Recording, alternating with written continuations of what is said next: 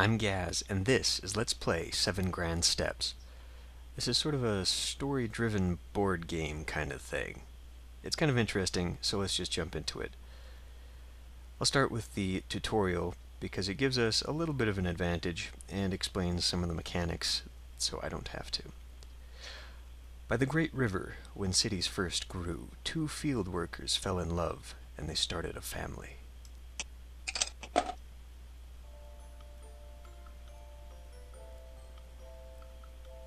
So the game is kind of laid out as an old school coin machine game kind of thing. Father Ket dreamed of escaping from crocodiles. We need to put Father Ket on the board.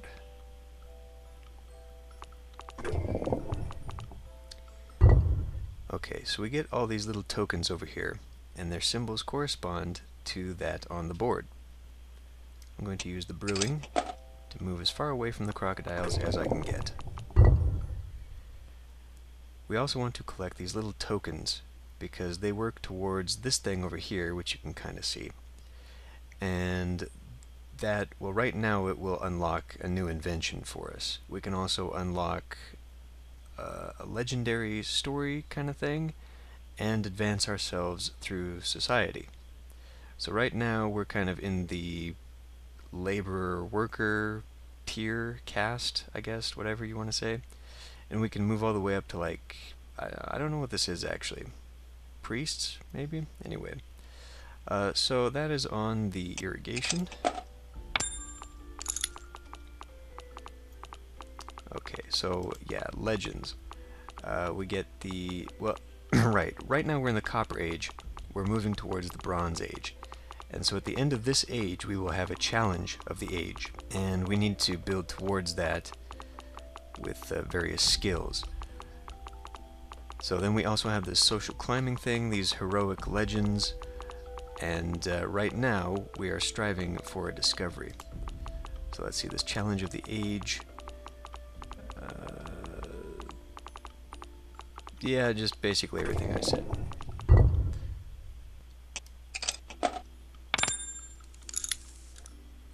Okay, and now we've met Selk. Mother Selk awakes Ket from his dream of escaping poverty. Catch me, and we can work together. So we have to use this little ingot here to get our tokens together, or our characters together, and they will produce new tokens so that we can move on. This becomes very important in the game to balance both moving forward, collecting these little, these other little tokens, and making other ones over here. Right, so I may as well just have them work together for a while, and when our parents are together, or when they just land on a square, or a tile, whatever the hell that is, and they will make a child. The children aren't really good for anything aside from making other tokens, but if we feed our children these tokens in particular, they will gain skills. I'm going to give masonry. You will see my masonry skill just went up to a D+ from an F. The children are used in future generations, and they, well, their skills affect the kinds of tokens that they will get when we make. It's kind of complicated, but I'm sure you'll pick it up as we go along here. Okay, so it's important now to move on to collect these as soon as possible. Now, unfortunately, I cannot get this brewing thing without landing here, because it goes to the next one. So I could use a wall to go there, and irrigation to go there, I guess. One thing that's interesting, and I can't get the tooltips yet, but if your parents or your couple that you're working with love each other, because it's possible they'll be in a marriage that they don't love each other, but if they do love each other, in which case both Selk and Ket do, then when they land on each other, they'll get a boost, which means that, so like if I had Selk go here, and then I had Ket move here, he would get a boost that would then send him to the next of the same symbol. Unfortunately, I only have one of the brewing tokens, so I can't do that double jump. So I'm basically just going to move them as close as possible.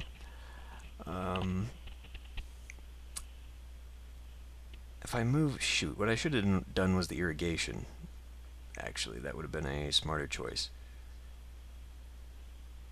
In fact, this wasn't a very good choice at all on my part.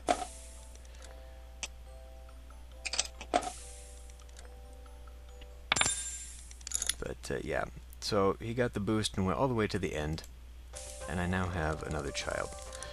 Now, the thing about the children is that you can keep feeding all of them, but obviously that means that you have less tokens to give to your primary child, which ideally is who you will be taking on once these two die.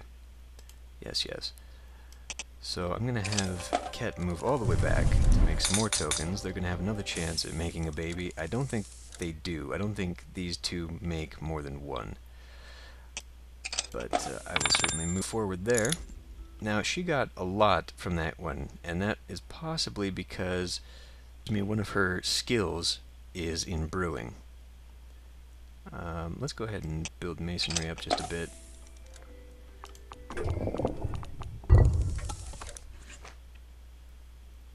Okay, so now it has, yeah, okay, brewing and masonry are her skills. Ket is irrigation, and Rosita, our girl, is really bad at brewing and not so good at irrigation. So I am tempted to have her move back, make some more tokens. There we go. Because I want to start doing the brewing skill there. Now, when you have multiple children, there is a disadvantage to just focusing all of your efforts on one child. We just made the discovery. The lintel broke, the mason swore. The collapsing entrance toppled Ket from the scaffold. Weak stone, he whispered, coming to. The mason accused Ket. You broke it! The work crew left Ket lying where he fell. Night came and shivered him. Ket looked up. A crescent moon bridged the entrance, replacing the broken crosspiece. Weak stone. It was easier to crack into smaller pieces. When the mason arrived the next morning, the pieces formed a sturdy arc over the entrance. Feeling surpassed, the mason demolished its clever beauty. Bastard. So we now lose out on the masonry, and we gain this new arch token. It is important to be the first to make a discovery, because we get a lot of tokens. Okay, and so now automatically it's setting me on the way to social advancement. That's it for there. Okay, now here's where it starts to get a little tricky. Because now we have other people in the tribe that we will be competing with to pick up these little things, and that's really fucking annoying.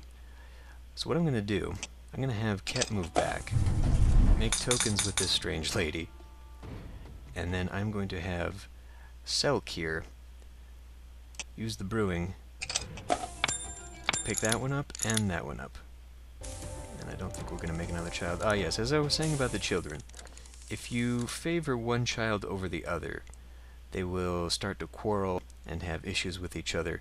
But if they make friends with each other, if you've got siblings that make friends with each other, then when you take over one of your children as your primary character, then occasionally their siblings will sort of help them out and give them extra tokens, which is incredibly useful.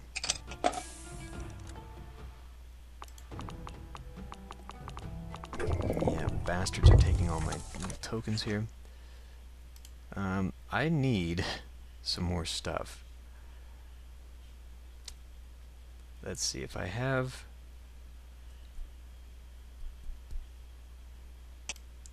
Go pick that up, because that's 3. Why don't I have her move back, hoping that they can make some brewing. They make 1 brewing. That's not really good. Irrigation. I'm going to lose out on all those beads. Okay. Well, let's go ahead and use you to pick that one up. You can pick that one up. We'll just keep using the arch.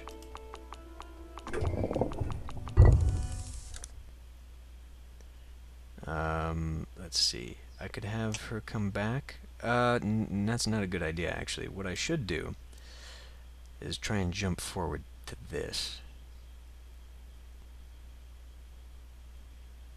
So if I have... Well, who's got the good irrigation? Ket. Ket is good at irrigation. So I want him to collect that, because he will get more out of it. Should have gotten more out of it. Okay. Now, as you've probably noticed by now, the only way to move backwards is to use this ingot to try and make tokens again. So at this point... Oh shit, we just lost one. At this point, it's kind of dangerous for me, because I need... And I should have... I did that badly. I should have had him move back to make tokens. She could have moved forward to grab that, since brewing is her thing. And then I could have used that extra token on Reseda here. Well... shit.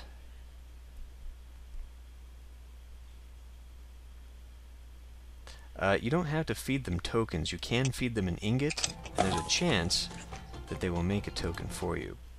In this case, it did not happen. Well, I kind of want to go back, but we are in danger of being eaten by the crocodiles.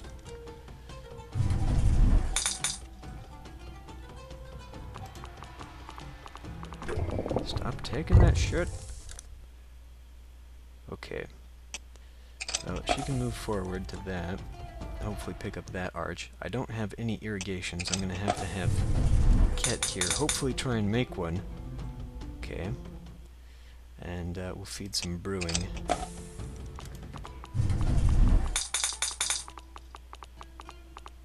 Damn it. Arg. But now I can't easily get that one. May as well pick up what I can, though. You need, well, irrigation or brewing.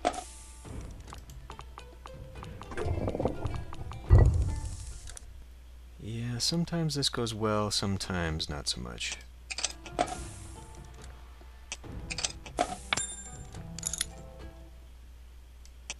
Maybe something. Didn't work. Okay, I may as well have her move all the way forward there. And actually, I need some tokens. Okay.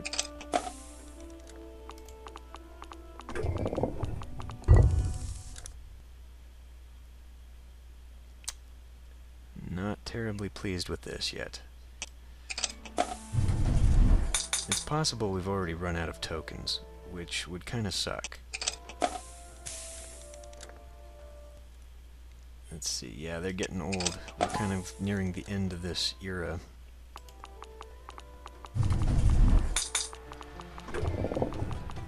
Yeah, okay, there's the end, which sucks. So let's see. I'll have him go back. Okay, good. You need to pick up a brewing. So after next turn, I should be able to get her to A in the brewing. Okay. Yes, okay, good. You move back. Make a few remaining tokens there. And there's not much else I can do. So let's just go ahead and move into Reseda's era. She's all A's. That's pretty damn good. Soon after signs of Reseda's adulthood, an acolyte from the River Temple arrived with a clean white shroud. She invited Reseda to attract contributors to the temple. Attempt the rite. Reseda was fed her favorite breakfast as much as she wished to eat. The family turned their backs when the acolyte led Reseda away. She bowed her head and stepped solemnly through the city. They walked many streets before arriving at the temple. Reseda turned to see if anyone had joined behind her to contribute. Family members greeted her warmly and offered what they could to the river god.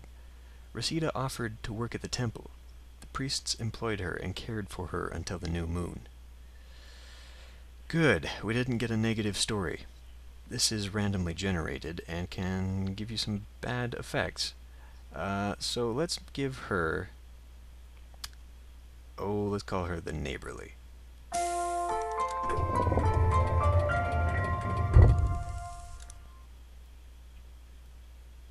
Okay, so we've got a new mechanic. We've got a new mechanic here, which is that I now have to find a mate. So I've got... what the hell? Tahiufanach, whatever, grade D. Not so good. Nebamen is a C+. Penmenifer is a B-. And they both have hearts, meaning that Reseda, at least, is in love with them. That doesn't guarantee that they'll love her, rather. So this is kind of a negative thing right now, because I need to decide whether I want to move back and try and get married, or move forward and collect these before these bastards can. It is possible that they will get married. If I move on, they will get married and then leave me single, and that can lead to very bad things. So I guess I'll move back, make a few tokens,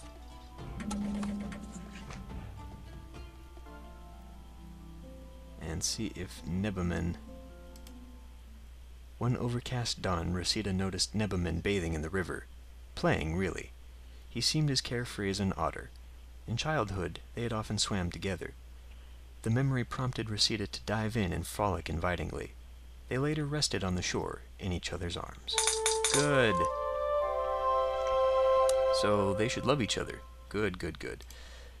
Because that will give me the benefit of jumping forward. And you also saw that we have gained an ally in Penmenifer. That also means that if we land on our ally, we will also get a friendship boost and move forward. So good. This is working out well. It's also possible to make someone jealous, and they will be an enemy. And that means that if they are standing there ahead of you, it's possible they can prevent you from moving past them, which kind of sucks.